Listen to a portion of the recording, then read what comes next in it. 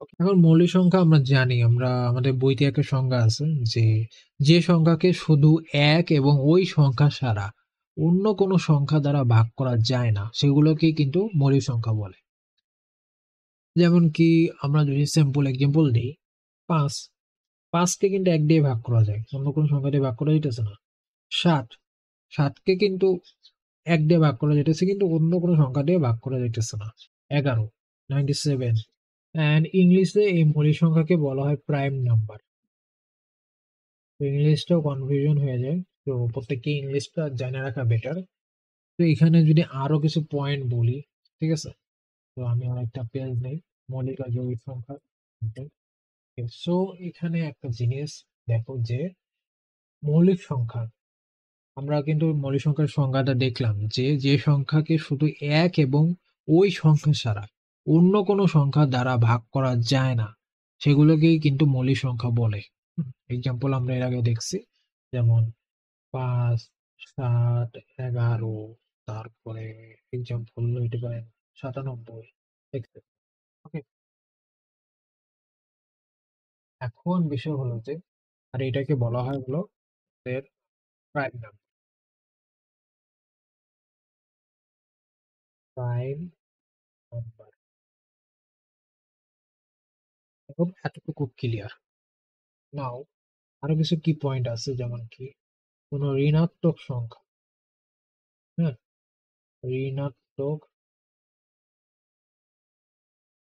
সংখ্যা মৌলিক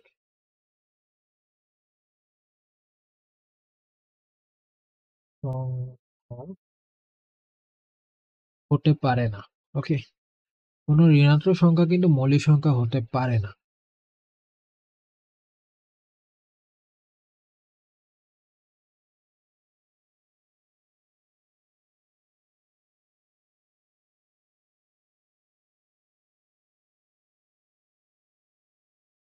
কারণ এই যে আমরা এখানে দেখছি মৌলিক সংখ্যা কি, এটা কিন্তু একটা ধনাত্মক পূর্ণ সংখ্যা, মানে হলো ধনাত্মক সংখ্যা, সিম্পল।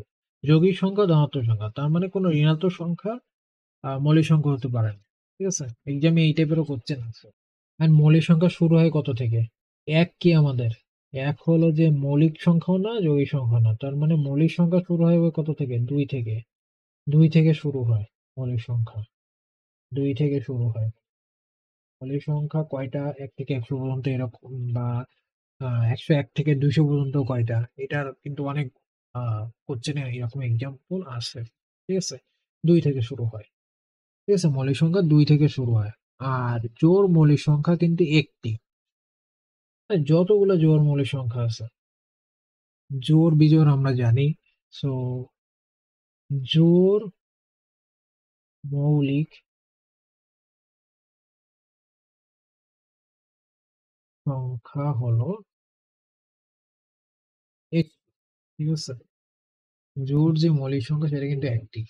ঠিক একইভাবে যৌগিক সংখ্যা কি, মৌলিক সংখ্যা বাদে যেগুলো আছে সেগুলো যৌগিক সংখ্যা, অবশ্যই এক বাদে।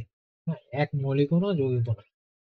ঠিক আছে, তারপরে এটাকে যৌগিক সংখ্যাকে আমরা আরো এক্সাম্পল দিতে পারি, যেমন কি আহ এইভাবে বলতে পারি যে 2, 5, 3, 7, 11 দ্বারা ভাগ গেলে যৌগিক, না হলে মৌলিক। ওকে, সাপোজ জাস্ট এক্সাম্পল, আমরা যদি 1 থেকে 10 পর্যন্ত আগে দেখি, 1 থেকে 10 পর্যন্ত আমার মৌলিক সংখ্যা কয়টি? অবশ্যই 1 কিন্তু মৌলিকও না যৌগিকও না, তার মানে 2, 2 একটা মৌলিক সংখ্যা। তারপরে কি 3, 3 একটা মৌলিক সংখ্যা। 5 একটা মৌলিক সংখ্যা, কারণ 4 কিন্তু ভাগ যায়, 2 দিয়ে ভাগ যায়। তো 5 একটা মৌলিক সংখ্যা, 6 ও ভাগ যায়। 7 একটা মৌলিক সংখ্যা, হ্যাঁ। দেন 8 ও ভাগ যাইতেছে, 9 ও ভাগ যাইতেছে, and 10 টা অবশ্যই ভাগ যাইতেছে। তো 1 থেকে 100 পর্যন্ত আমাদের মৌলিক সংখ্যা কয়টি? একটা, দুটো, তিনটে, চারটা, 4টি। ওকে, সো এখানে 31 থেকে 40 পর্যন্ত আমাদের মৌলিক সংখ্যা হলো 31 আর 37। ঠিক আছে, তো এখানে মৌলিক সংখ্যা জাস্ট 2টা। ঠিক একইভাবে 41 থেকে 50 পর্যন্ত 41, 43, 47, এখানে মৌলিক সংখ্যা হলো 3টা। ঠিক একইভাবে 51 থেকে 60 পর্যন্ত মৌলিক সংখ্যা হলো 50 আর 59। ঠিক আছে, এখানে জাস্ট দুইটা মৌলিক সংখ্যা।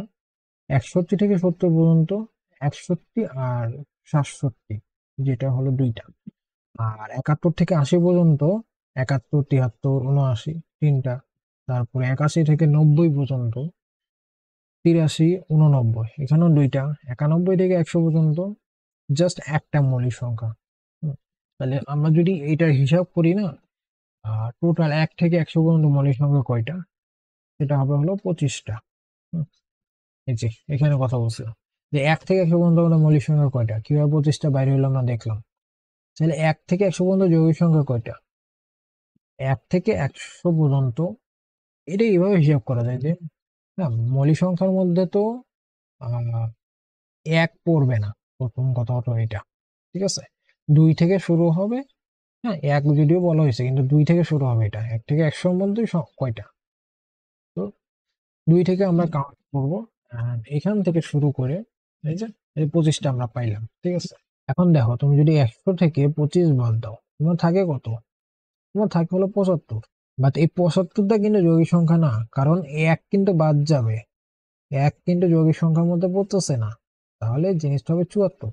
74টা যৌগিক সংখ্যা। কিন্তু মৌলিক সংখ্যা 9 কয়টি, মৌলিক সংখ্যা 9 যদি বলি, তাহলে এক্সাম্পলটা হয় যে যৌগিক সংখ্যা তো আসেই, প্লাস 1 কি, 1 মৌলিক সংখ্যা 9। কোশ্চেনটা এইভাবে যে 1 মৌলিক সংখ্যা 9, যেহেতু 9 তার মানে কি 75টা। ঠিক আছে, এই হলো বিষয়। তো মৌলিক সংখ্যা 25টা, যৌগিক সংখ্যা 74টা, আর মৌলিক সংখ্যা 9 কয়টি, এইভাবে হিসাব করা যায়। আমার যৌগিক সংখ্যা কয়টি, 74টা। আর 1 কি, 1ও মৌলিক সংখ্যা না, সো এই দুইটা যোগ করে 75টা। তো মৌলিক সংখ্যা নির্ণয় করা মোটামুটি সবকিছু আমরা বের করে দিয়েছি। এখন এইটাও অনেকে একটা 4 নাম্বার দিয়ে মনে রাখে। সেটা হলো এরকম যে 4, 4, 2, 2, 3, 2, 2, 1, এইভাবে মনে রাখে। এইভাবে এক এক থেকে 100 পর্যন্ত মনে রাখার সিস্টেম, যে 4, 4, 2, 2, 3, 2, 2, 3, ওকে। জিরো কি, জিরো আমার পজিটিভও না, নেগেটিভও না। ঠিক আছে, ঠিক একইভাবে আমরা আরেকটা জানলাম, 1 মৌলিকের মধ্যেও পড়তেছে না, মৌলিকও না, যৌগিকও না। ঠিক আছে, 1 মৌলিকের মধ্যে পড়বে না, যৌগিকের মধ্যে পড়বে না। এন্ড আমরা এটাও জানি যে 2 একমাত্র যৌগিক জোড় মৌলিক সংখ্যা। এটা তোমরা নিজেদের নোট খাতায় সুন্দর করে লেখো, আমি জাস্ট জিনিসটা বোঝাই দিতেছি, তোমরা নিজেদের নোট খাতায় পুরো ওয়ার্ডটা লেখো, সুন্দর করে লেখো, তাহলে পরীক্ষার রিভাইজ দিতে ইজি হবে।